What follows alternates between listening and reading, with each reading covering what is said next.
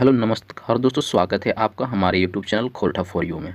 दोस्तों आज हम सभी जानेंगे प्रियम्बल के विषय में। ठीक है, प्रियम्बल के विषय में आज हम सभी जानेंगे कि ये जो हमारा प्रियम्बल है कॉन्स्टिट्यूशन में, ठीक है, ये क्या है, इसके विषय में आज हम सभी जानने का प्रयास करेंगे। ठीक है, तो आइए इस वीडियो को हम सभी शुरू करते हैं।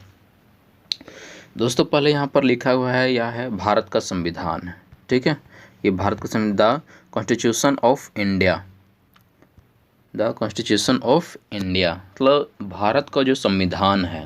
ठीक है, भारत के संविधान में यह जो प्रियम्बल है वो क्या कहती है, उसके विषय में आज हम सभी जानेंगे। ठीक है, तो पहले तो हम लोग ये जानते हैं कि यह जो प्रियम्बल है किसे कहते हैं, होती है। ठीक है, जब कोई भी बुक का जो पहली पेज होते हैं, ठीक है, जो पहली पेज होती है जिसमें यह बतलाया जाता है कि यह जो किताब है वह क्या कहना चाहती है मुख्य रूप से, उसके विषय में उसमें बताया गया होता है। ठीक है, मान लिए ये इतना मोटी ये किताब है। ठीक है, तो इसका जो ये जो पहला पेज है, पहला जो पेज रहेगा उसमें आपको ये बताया हुआ रहता है कि यह किताब के माध्यम से आपको क्या सिखाया जाने वाला है, जिसको हम लोग भूमिका पढ़ते हैं। ठीक है, ये भूमिका लिखा, तो उसमें ये सब सारा कुछ बताया हुआ रहता है, उसी को हम लोग क्या कहते हैं, प्रियम्बल कहते हैं, प्रस्तावना कहते हैं। ठीक है, समझ गए। अब इसमें जो लिखा हुआ है वो लिखा हुआ है भारत का संविधान। ठीक है, क्या लिखा हुआ है, भारत के संविधान का प्रियम्बल, यानी कि जो संविधान लिखा गया है। ठीक है, भारत का जो संविधान लिखा गया है उसके पहले पेज में जो प्रियम्बल लिखा हुआ है उसको क्या कहते हैं, हम लोग प्रियम्बल कहते हैं। ठीक है, समझ गए होंगे। तो ये क्या है हमारा, ये है इंडियन कॉन्स्टिट्यूशन का, ये है प्रियम्बल। ठीक है, तो ये सबसे पहले आया हम लोग के पास में। तब इसको पढ़ने से पहले हम लोग पहले ये जानते हैं कि आखिर ये प्रियम्बल या ये संविधान क्यों लिखा गया। हम लोग के दिमाग में तो यह तो एक प्रश्न आम जनता के पब्लिक में तो आएगा ही कि आखिर संविधान लिखा क्यों गया। भाइयों हम सभी इसमें जानेंगे कि ये प्रियम्बल, ये जो संविधान को, जो कॉन्स्टिट्यूशन है, ये क्यों लिखा गया। तो इसको लिखने के पीछे एक मकसद था, तो इसको जानते हैं हम लोग, अपने लाइफ से इसको हम लोग जोड़ते हैं। ठीक है, जिस तरह से जब हम लोग बच्चे होते हैं, ठीक है, हम हो चाहे आप हो या कोई भी, हमारे मम्मी हो या पापा, कोई भी रहो, बचपन में क्या करते हैं, बचपन में वो सब यही करते हैं या हम लोग यही करते रहे हैं कि हम लोग जब कोई भी खेल खेलते थे, जैसे मान लीजिए क्रिकेट। ठीक है, हम लोग जब क्रिकेट खेलते थे तो हम लोग तो इतना बड़ा ग्राउंड नहीं होता था, या ग्राउंड अगर होता था तो यहाँ पर जो है बड़े लोग जब खेलते थे तो बच्चे लोग को वहाँ से भगा दिया जाता था कि जाओ तुम लोग को यहाँ पर जगह नहीं है खेलने का। तो हम लोग जो है कहीं भी आकर के छोटे मोटे जगह में, हम लोग ग्रेज में या घर के आंगन में या किसी रूम में हम लोग क्रिकेट जा कर के खेलते थे ना, बिल्कुल सही बात है। अब उस क्रिकेट को खेलने के लिए हम लोग नियम वहाँ पर रखते थे कि इतना कर कम जगह में क्रिकेट खेलेंगे कैसे, तो उसी रूम के अंदर में या उस आंगन के अंदर में हम लोग ये नियम रखते हैं ये नियम बनाते हैं कि जिसका बैट और जिसका बल्ला रहेगा वो 2 बार कैच होगा तो ही वो आउट माना जाएगा। ठीक है, इस तरह से कुछ नियम बनता है। कुछ नियम ये बनता है कि जो जिसका बैट बल्ला रहेगा वो अपना दबदबा बनाकर कहता है कि नहीं, सब कोई 1 ओवर यानी कि 6 बॉल का अगर गेम खेलता है तो हम क्या करेंगे, हमारे लिए 7 बॉल, एक एक्स्ट्रा बॉल हमको खिलाना पड़ेगा। याद आ रहा है ना आप लोग को, ऐसा ही होता है। ये होता है फिर कि अगर एक टप्पा, अगर बॉल अगर एक टप्पा के माध्यम से एक टप्पा आया फिर वो हाथ में आ गया तो वो कैच आउट कहलाता है, कि वो उसमें भी आप आउट हो जाएंगे। या फिर होता है ऐसा भी नियम बनता है कि एक हाथ से अगर आप कैच ले लिए, यानी 2 टप्पा हुआ, ठीक है, दो टप्पा अगर बॉल हुआ, बॉल, और उसको अगर एक हाथ से पकड़ लिए तो वो कैच हो गया, तो उसमें भी क्या होगा, आप आउट हो जाएंगे। तो इस तरह से बहुत सारे नियम बनाए जाते थे कि डायरेक्ट अगर ये बॉल अगर दीवार में अगर जा कर के पटकाया तो आप आउट हो जाएंगे, या बाउंड्री, ये डायरेक्ट अगर आप बाउंड्री से, अगर ये मान लीजिए कोई अगर दीवार है, दीवार से अगर बॉल डायरेक्ट अगर हाथ में अगर हमारे कैच आ जाएगा तो आप आउट कॉल आएंगे। मतलब क्या है कि हम दिन भर अपना, यह जो भी हमारा समय अवधि है 1-2 घंटा जो भी हम क्रिकेट खेलते हैं, उस 1-2 घंटे में छोटे से जगह में कैसे हम उस गेम को आगे बढ़ाएं, कैसे सही तरीके से खेलें, उसके प्रति जो नियम बनाया गया और उस नियम को हम लोग सभी पालन करते हैं, सभी कोई है ना, सभी को हम लोग इस नियम को पालन करते हैं और वो गेम जो है बहुत अच्छे ढंग से हम सभी खेलते भी हैं। ठीक है, तो और क्या है उसका, अगर कहा जाए कि इस गेम को किसने बनाया था, हम लोग कुछ कह सकते हैं क्या? नहीं कह सकते हैं। तो उसी तरह से क्या है कि संविधान सभा के जितने भी लोग थे, सभी कोई मिल करके एक नियम बनाए कि यह जो भारत देश है, यह जो भारत देश है उसको कैसे चलाना है, किसके अनुसार ये चलेगा, किसके लोग बात मानेंगे, तो उसी को उन्होंने एक नियम बनाया। ठीक है, वही संविधान सभा के सभी लोग जो है मिल करके एक क्या बनाए, नियम बनाए, और उसी नियम को क्या कहे, उसी नियम को जो संविधान सभा के लोग हैं उसको एक जो है डायरी में वो सभी लिख दिए, पेज में वो लिख दे कि देखिए ये जो नियम है उसको हम सभी लिख देंगे। क्यों? क्योंकि हम लोग तो ये नियम तो मान लीजिए कि आज है, कल हम लोग नियम बदल देंगे, भूल जाएगा या कुछ भी तो हो सकता है, इसलिए उन्होंने जो है लिख दिया। ठीक है, उन्होंने क्या किया, जितने भी नियम बनाए थे उन्होंने कि देश को कैसे चलाना है, नहीं चलाना है, यानी कि जो हम लोग गेम खेल रहे हैं उस गेम में क्या क्या, 1 टप्पा 2 टप्पा वाले जो बात आती है उसका जो है हम लोग नियम को जो है हम लोग क्या किए, उसको जो है संविधान सभा के लोगों ने एक पेपर में लिख दिया। तो इसी तरह से वो क्या बन जाता है, हमारा ये लिखित संविधान हो जाता है। तो हम लोग बच्चों, हम लोग जानते हैं कि इस भारत का जो संविधान है वो क्या है, लिखित संविधान है। ठीक है, इसको जो है कि किताब बना दिया गया। ठीक है, अब ये किताब क्यों बनाया गया, तो आप समझ ही गए कि इसको जो है ज़्यादा दिन तक जो है हम सभी याद करके रख सके, इसलिए यह जो है बनाया गया। ठीक है, अब इसको संविधान को लिखने में कितना समय लगा, तो संविधान को लिखने में कितना समय लगा, तो हम लोग सभी को जानते हैं 2 साल 11 महीने और 18 दिन लगे। ठीक है, कितने दिन लगे, 18 दिन, यानी कि 2 साल 11 महीना 18 दिन। ठीक है, यानी कि ये जो लिखने का जो कार्य है, नियम तो बहुत पहले से बनते हुए आ रहा है, कुछ कुछ आ रहा है उसको लिखते आ रहे हैं। ठीक है, ऐसा थोड़ी ना है कि संविधान सभा के सभी लोग एक मीटिंग में बैठ गए और डायरेक्ट लिखने के लिए शुरू कर दिए और जो है पूरा लिख करके ख़त्म कर दिया, ऐसा नहीं है। यह जो संविधान सभा का जो नियम है, जो कॉन्स्टिट्यूशन में जो लिखा गया है वो 2 साल 11 महीने के अंदर में सिर्फ नहीं लिखा गया, उसका जो प्रक्रिया है वो बहुत पहले से चलते आ रहा था। तो उन्होंने सोचा कि क्यों ना इसको जो है एक सही रूप में दिया जाए, आकृति इसको दिया जाए, तब उसको जो है लिखने में कितना समय लगा, तो 2 साल 11 महीना 18 दिन। समझ गए हैं, चलिए अच्छी बात है। तो अब हम लोग चलिए आइए देखते हैं कि ये प्रीएम्बल क्या कहता है।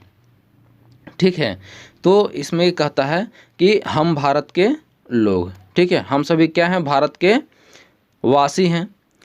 भारत को एक संपूर्ण प्रभुत्व संपन्न समाजवादी पंथनिरपेक्ष लोकतांत्रिक गणराज्य बनाने के लिए तथा उसके समस्त नागरिकों को सामाजिक, आर्थिक, राजनीतिक, न्याय, विचार, अभिव्यक्ति, विश्वास, धर्म और उपासना की स्वतंत्रता, प्रतिष्ठा, अवसर की क्षमता प्राप्त कराने के लिए तथा उन सब में व्यक्ति की गरिमा और राष्ट्र की एकता और अखंडता सुनिश्चित कराने वाली बंधुता बढ़ाने के लिए दृढ़ संकल्पित होकर अपनी इस संविधान सभा में आज तारीख 26 नवंबर 1949 ईस्वी को एतद द्वारा इस संविधान को अंगीकृत, अधिनियमित और आत्मसमर्पित कहते हैं। कहने का मतलब यहाँ पर देखिए, यहाँ पर ये लिखा हुआ है कि 26 नवंबर 1949 ईस्वी को अंगीकृत किया गया, यानी कि ये जो नियम जब हम लोग लिखने के लिए शुरू कर दिए, ठीक है, जब ये जो नियम लिखा गया 2 साल 11 महीना 18 दिन में, 2 साल 11 महीना 18 दिन में जब ये नियम लिखा गया तो ये तो लिख दिए हम सभी, ठीक है, लेकिन इस नियम को जो है हम लोग कब से लागू किए, कब से इसको हम लोग मानने के लिए शुरू कर दिए, तो वही डेट है ये, ठीक है, 26 नवंबर 1949 ईस्वी से। ठीक है, तो हम लोग क्या है, जो प्रीएम्बल जो लिखा गया उसको जो है क्या उसको जो है कब से हम लोग अपने में लागू करेंगे, तो वही जो है अंगीकृत किया गया, यानी कि अपने आप में इसको जो है आत्मसात करने का, अपने आप में इस नियम में आगे बढ़ाने के लिए 26 नवंबर 1949 से हम लोग इसको मानने लगे हैं। ठीक है, तो यही चीज़ में बताया गया है, यानी कि ये जो भारत का संविधान है, ठीक है, भारत का जो संविधान है, जो इतनी मोटी, जो जिसमें बहुत सारे आर्टिकल्स हैं, उस आर्टिकल्स को हम पढ़ कर कितना पढ़ेंगे और कितने सारे नियमों को समझेंगे। बहुत सारे आर्टिकल्स हैं, तो उसको हम सभी पढ़ने में बहुत ज़्यादा समय भी लग जाएगा, कितना बहुत सारे लोग पढ़ भी नहीं पाएंगे। तो उसको जो है संक्षिप्त रूप में ही जो है ये उद्देश्य, ये जो मतलब प्रियम्बल है, इसमें ये लिख दिया गया है। ठीक है, तो इसमें देखिए अब क्या क्या है उसको हम आपको बताते हैं। जैसे यहाँ पर बहुत से है, यहाँ पर है समाजवादी है, पंथ निरपेक्ष है, लोकतांत्रिक है, गणराज्य, इसके विषय में आप थोड़ा सा हम लोग जानते हैं। तो यहाँ पर है पहली पंक्ति है हम भारत के लोग। हम भारत के लोग क्यों लिखा हुआ है? क्योंकि हम लोगों ने संविधान सभा में जिनको भेजा वो हमने अपने वोट के माध्यम से ही भेजा।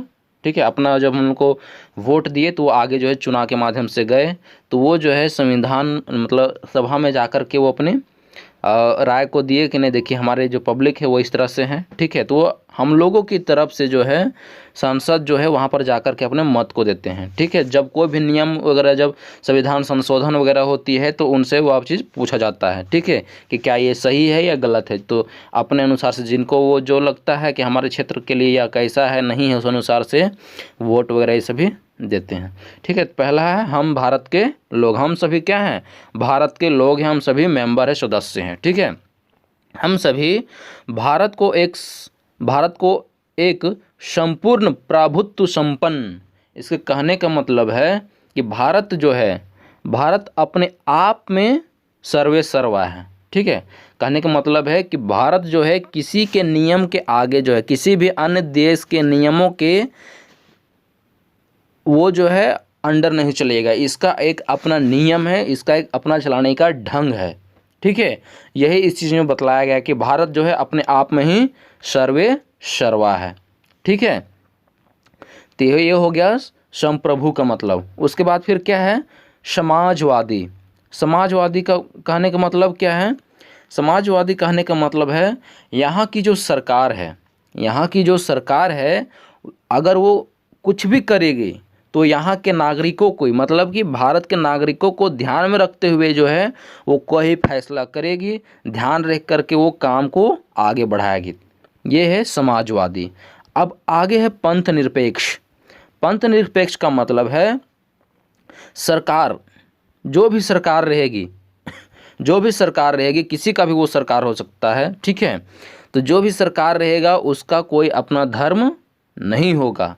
कहने का तात्पर्य है ना ही वो हिंदू के धर्म को बढ़ावा दे सकता है, ना ही वो मुस्लिमों के धर्म को कुछ बढ़ावा दे सकता है, ना ही सिख, ना ही ईसाई का। वो उसके लिए सभी धर्म एक समान है। ठीक है, उसके लिए क्या है? सभी धर्म एक समान है। अगर वो कोई भी धर्म के लिए अगर वो मान लीजिए कुछ अगर धनराशि दे रही है उसके प्रचार के लिए, या फिर कहीं कोई मंदिर वगैरह बनवाने के लिए, तो मस्जिद को भी देगी वही उस तरह का कुछ फैसिलिटी देगी। उस तरह से क्रिश्चियन के हर कोई के लिए, मतलब ये जो सरकार होगा ये पंथ निरपेक्ष होगा, इसका कोई अपना धर्म नहीं होगा। ठीक है, ये सभी के लिए बराबर होंगे, ये बात है। अगला है लोकतंत्रात्मक। लोकतंत्रात्मक लोकतंत्रात्मक का मतलब हो गया कि ये जो बनते हैं वो जो है क्या है, हम लोग वोट देकर के इसको भेजते हैं। ठीक है, ये जो सरकार जाती है वोट के माध्यम से जाती है। ठीक है,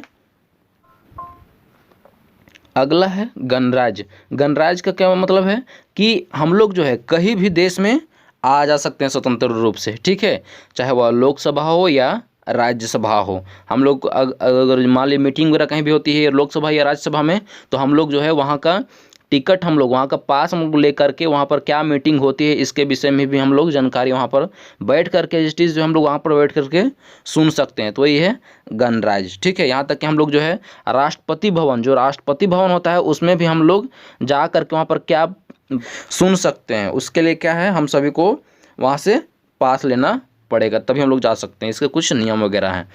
तो यही हो गया गणराज्य। अब आगे हम लोग देखते हैं। ठीक है, आगे है न्याय। न्याय के विषय में अब लोग यहाँ पर देखते हैं सामाजिक, आर्थिक और राजनीतिक न्याय। वो न्याय 3 प्रकार के होते हैं, ठीक है। न्याय जो है कितने प्रकार के हैं? 3 प्रकार के हैं। सबसे पहला किसको रखा गया है? सामाजिक न्याय। सबसे पहला जो है सामाजिक न्याय आती है। उसके बाद आर्थिक न्याय, क्या है? आर्थिक न्याय है। फिर राजनीतिक न्याय है। यानी कि न्याय कितने तरह की होती है? तो ये 3 तरह की होती है, ठीक है। अब अपनी अभिव्यक्ति लिखा हुआ अब यहाँ है न्याय, उसका फिर विचार, अभिव्यक्ति, विश्वास, धर्म और उपासना की स्वतंत्रता। इसमें जो है विचार मतलब यहाँ के जो भी निवासी है वो अपना विचार रख सकते हैं, कहीं कुछ भी सोच सकते हैं। और अभिव्यक्ति, उसको वो कहीं पर वो किसी के प्रति वो कुछ अपना अभिव्यक्ति को, विचार को प्रकट भी कर सकते हैं। वो किसी भी धर्म में अपनी आस्था को, विश्वास को वो रख सकते हैं। विश्वास किसी में भी वो कर सकते हैं। धर्म, उसको जो मन करे उस धर्म को वो अपना सकता है।